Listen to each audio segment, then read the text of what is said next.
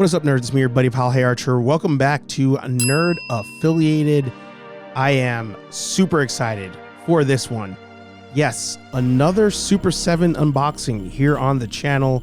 And this time we have from the Transformers Ultimates Collection, Wave 4, Optimus Prime Fallen Leader.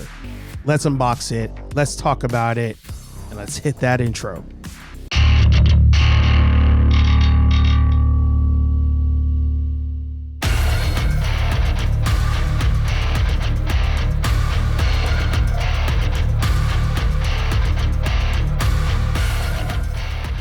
All right, welcome back. So happy to have you guys here with us today. If there's an unboxing on this channel, that means that this figure is more than meets the eye. And in this case, it is Optimus Prime from Super 7 from their Ultimates line. This figure does exist in reaction form, but we only deal with Ultimates here on the channel. So let's unbox it, let's talk about it, and hopefully you are as excited as we are. So, as a quick reminder, this is the version from the 1986 movie, and boy, did this movie cause some trauma. I think the only movie of that era that caused more trauma, potentially, was The Neverending Story. Emotional damage. I actually saw this way after the fact, because I was only born in 85. But by the time I saw this movie, I was already kind of a Transformers fan, wasn't super into it, but everybody wanted Optimus Prime. That was the figure to have. And when the movie starts with its dope intro music, when they go into battle, we were all pumped. All of us kids were pumped. You got the power. Let's go. And then they take the man from us. And boy, did that set off some tears. Now, iconic scene from the movie, one of the most memorable scenes from any Transformers movie, and Super 7 was gracious enough to give us that in figure form. But before we look at the figure itself, let's of course look at the box of the figure. Super 7 never lets us down when it comes to the packaging. We have a digital of Optimus Prime, fallen Optimus Prime, on the front. You of course have Optimus Prime at the bottom here. On the side, you will see he is an Autobot. And of course, on the back, we have the Autobots logo. And there we have it, fallen Optimus Prime. And right away, first reaction is that this is not a straight up repaint, which was the main concern I think most of us had when we saw that this figure was being released. I do not have the normal form of Optimus Prime from Super 7. I actually don't have an Optimus Prime figure at all. But I do love some battle damage, so I figured if I was going to get any Optimus Prime, any Transformer, it would be this version. He comes with additional hands. He comes with a blaster that's also destroyed, comes with the Allspark, and it looks like there are no other head sculpts in there, which you probably wouldn't even need one. So you can see his stats on the back, 10 on everything with the exception of speed, obviously being a semi-truck, and then skill for some reason. Let's open it up and take a look. All right, taking a look at Prime, he has some pretty standard articulation, arms up and down. They bend a little bit, not too far. Head side to side, look different ways. Legs, a little bit of movement, nothing too crazy. In the leg articulation, he actually can do splits to the side, and there is knee articulation as well. You can't really do much with that articulation, but at least you got something. And then, of course, so the inner chest cavity actually lifts up as well. And that's where you'd be able to put his... The matrix of leadership. And replicate the scene in the movie where Optimus takes it out to pass it off. Now, it doesn't light up. There's no reflection to it, but it is quite the nice detail when it comes to a Transformers figure, especially from that iconic scene in the movie. Other accessory, like I mentioned, comes with a blaster, comes with hands to hold this blaster, which is battle damaged.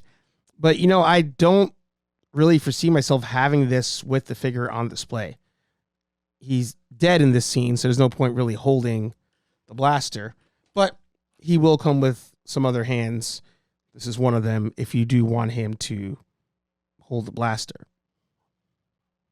Now, an obvious question here that you may be asking as I close them up, you got to pay for that, is, does he transform? And the answer to that is no. The Super 7 Ultimate Transformers figures are not ones that transform into vehicles. There are some others out there that would, but with this one, not so much. Right now, I think price point alone, $55 is the standard for an Ultimate, but considering the lack of articulation, considering the fact that it doesn't transform, lack of another head sculpt, I feel like it may be a little overpriced. But willing to let it slide because they are at least keeping price consistency across their Ultimates. Let's get into some figure comparisons. First up, we have him next to our good friend Matt Murdock here, a Marvel Legend figure from Hasbro. Different scaling, Matt Murdock being a 6-inch scale. The Super 7 figures tend to be more of a 7-inch scale figure. So there he is next to a 6-inch Marvel Legends action figure. Next up, I wanted to compare him to a McFarlane action figure. Here we have one of my favorite McFarlane figures of all time, the Cyborg from Teen Titans next to Optimus Prime. Once again, Optimus is more of the 7-inch scale, which so is the McFarlane toy, but they actually made Optimus Prime a little bit taller than your average 7-inch scale figure. So I like that detail. He is a larger character. All the Autobots are larger characters. So even next to a 7-inch figure, you can see that he does stand a little bit taller. So this comparison is probably more of what you would have if you are a casual collector, which I assume most of you are who watch this channel. On the left, you have Lionel from Thundercats. This is the Super 7 Ultimates figure. On the right side, we have Mikey, a.k.a. Michelangelo, a.k.a. the third best turtle from NECA. Both figures, 7-inch scale, but as you can see, Optimus is a bit on the taller side. Again, feels very applicable for the character. Mikey is a bit shorter than other 7-inch figures, but Lionel is... Why do I keep saying Lionel? But Lionel is definitely more standard when it comes to the 7-inch scale Super 7 Ultimate figure. So, once again, this is probably more of what your display would look like. And both figures, Lionel and Michelangelo and the other turtles, are must-haves for any 80s, hell, 70s, 80s, 90s baby in your collection. So there you have it. We have our Fallen Leader Optimus Prime from Super 7. And let me know down below what you thought of this figure. As I mentioned before, I'm a fan of this iteration of the character. I'm always a fan of the deep cuts when it comes to scenes from a movie put into action figure form. I think at the $55 price point, that's a bit high for what you're getting with this figure.